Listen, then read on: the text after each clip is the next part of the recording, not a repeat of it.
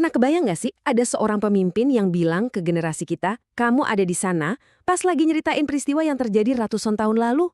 Aneh banget kan? Nah, itulah yang persis dilakukan Yosua dalam pidato terakhirnya. Sebuah klaim yang kedengarannya mustahil, tapi ternyata punya makna yang dalam banget. Oke, jadi ini nih pusat masalahnya. Yosua, sang pemimpin, lagi ngomong di depan orang-orang yang lahir jauh setelah zaman nenek moyang mereka keluar dari Mesir. Tapi dia natap mereka dan bilang, kamu ada di sana. Tunggu dulu, gimana ceritanya? Maksudnya apa coba? Nah, misteri inilah yang bakal kita bongkar bareng-bareng. Supaya kita ngerti omongannya, kita harus mundur dikit nih, lihat konteksnya dulu. Yosua yang usianya udah tua banget ngumpulin semua suku Israel di satu tempat, Sikhem. Dan ini bukan kumpul-kumpul biasa ya, ini adalah momen yang super krusial. Jadi ini tuh bukan sekedar pidato perpisahan, ini jauh lebih dari itu. Ini tuh sebuah upacara buat menegaskan lagi komitmen mereka. Yosua tahu umurnya udah gak lama lagi, dan dia pengen mastiin bangsanya ini bikin pilihan yang sadar tentang siapa yang bakal mereka layani. Momen ini benar-benar soal penentuan arah bangsa ke depannya. Tapi yang bikin ini makin luar biasa tuh di mana semua ini terjadi, lokasinya.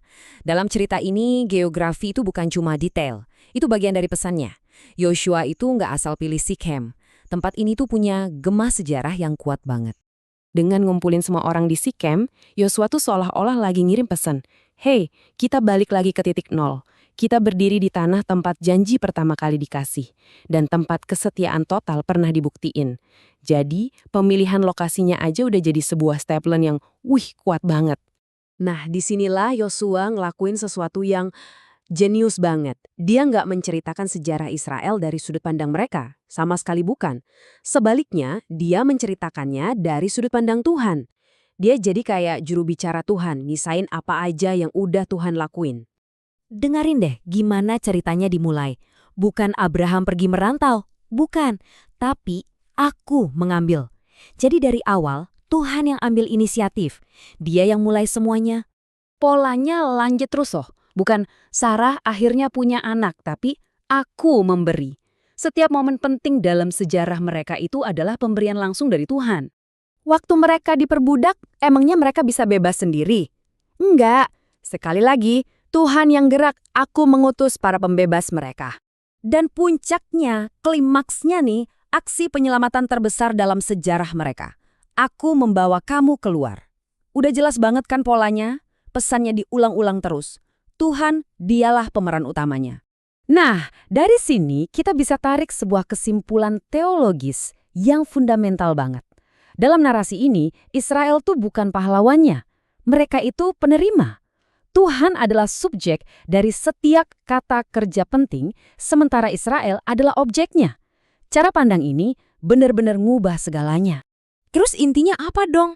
Intinya, sejarah mereka itu bukan buat sombong-sombongan. Keberadaan mereka sebagai sebuah bangsa di tanah itu bukan prestasi, tapi anugerah. Dan anugerah segede ini ya pasti minta balasan kan?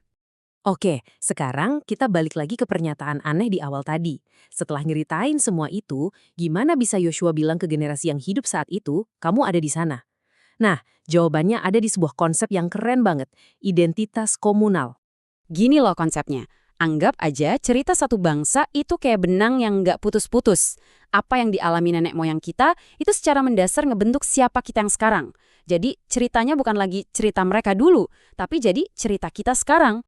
Yosua tuh sengaja banget ngehapus batasan generasi. Dia ganti kata mereka, para leluhur, jadi kamu yang lagi dengerin dia ngomong. Nah dengan cara ini, sejarah jadi kerasa personal banget. Pembebasan dari Mesir itu bukan lagi dongeng tentang kakek buyut, tapi jadi peristiwa fundamental yang mendefinisikan identitas mereka saat itu juga. Dan ternyata, ini bukan ide baru dari Yosua loh. Dia cuma ngulangin apa yang Musa udah bilang puluhan tahun sebelumnya. Perjanjian itu tuh selalu hidup, selalu relevan, selalu buat generasi sekarang. Setiap generasi yang baru dipanggil buat masuk ke dalam cerita yang sama dan mengklaim perjanjian itu sebagai milik mereka. Oke, yuk kita satuin semua potongan puzzle-nya. Lokasi yang simbolis, cerita dari sudut pandang Tuhan, sejarah yang dibikin jadi personal, semua ini ngarah ke satu tujuan akhir. Alur berpikirnya tuh jelas banget dan gak bisa dibantah.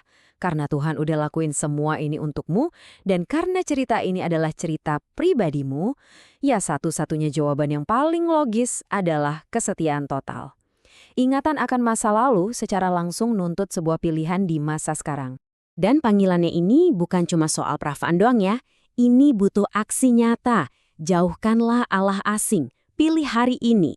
Dan ini nyambung banget sama sejarah Sikem itu sendiri, tempat Yakub dulu membuang berhala-berhalanya. Wah, jadi makin kena pesannya.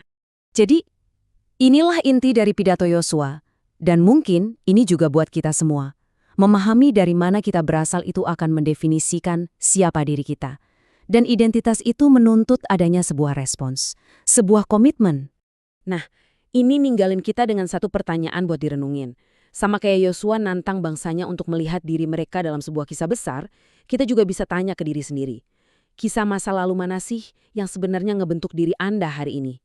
Dan yang lebih penting lagi, respons apa yang diminta cerita itu dari Anda sekarang juga